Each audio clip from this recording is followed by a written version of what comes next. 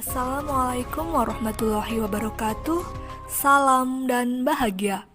Saya Dian Anggraini, mahasiswa PPG Prajabatan Universitas Sarjana Wiyata Taman Siswa dari kelas 004. Di sini saya akan memaparkan tentang strategi dalam mewujudkan pemikiran Ki Hajar Dewantara terkait pendidikan yang berpihak pada peserta didik.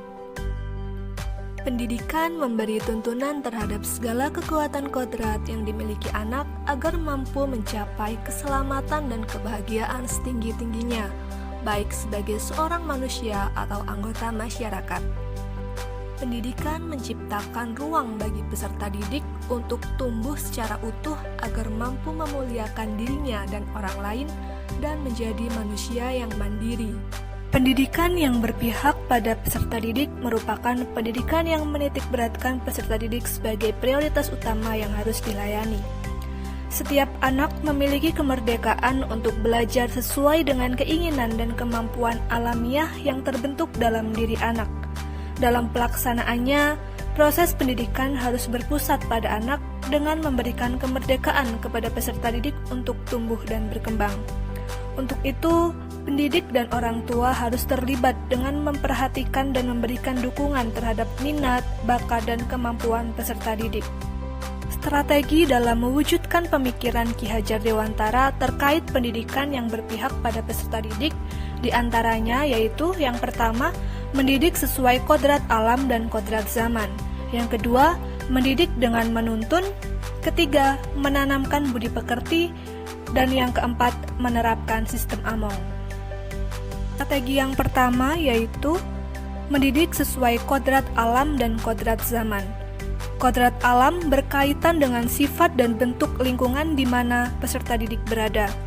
Pendidik dalam melaksanakan pembelajaran harus disesuaikan dengan karakteristik dan lingkungan atau kondisi peserta didik untuk menciptakan pembelajaran yang merdeka.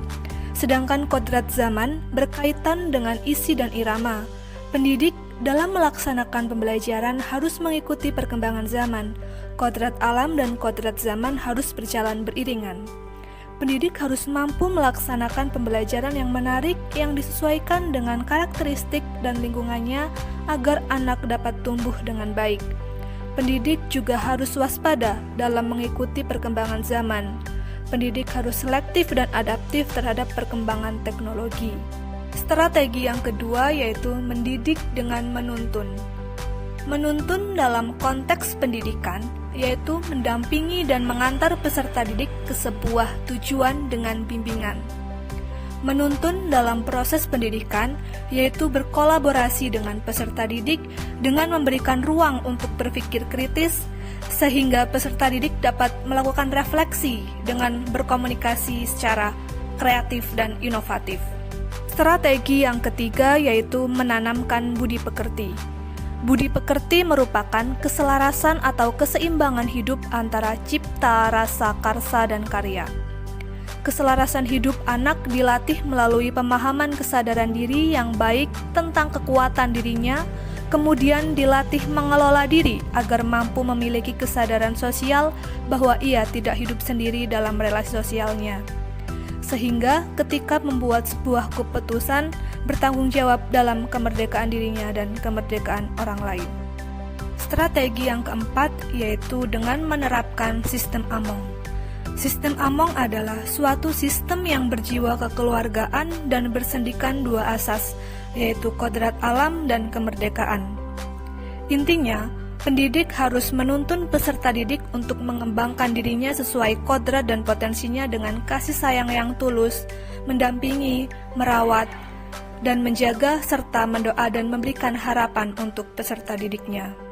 Sekian pemaparan dari saya, kurang dan lebihnya saya mohon maaf. Terima kasih, salam.